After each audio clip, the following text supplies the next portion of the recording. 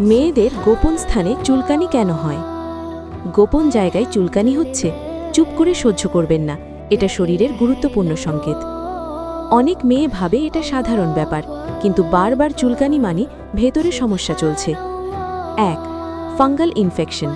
ঘাম, ভেজা কাপড়, টাইট পোশাক এসবের কারণে ছত্রাক সংক্রমণ হয়। লক্ষণ: চুলকানি, সাদা স্রাব, জ্বালাপোড়া। 2. অ্যালার্জি বা রিঅ্যাকশন। সাবান, ওয়াশ, সুগন্ধি প্যাড বা টিস্যু থেকেও হতে পারে। শরীর সহ্য না করলে চুলকানি শুরু হয়। 3.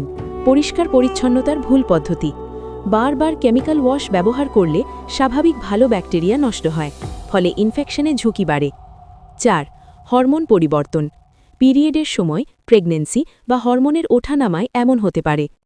5. ডায়াবেটিস থাকলে। রক্তে সুগার বেশি হলে ইনফেকশন দ্রুত বাড়ে। কি করবেন জেনে নিন। 1. জায়গা সবসময় শুকনো রাখুন। 2. ঢিলা কটন কাপড় পরুন।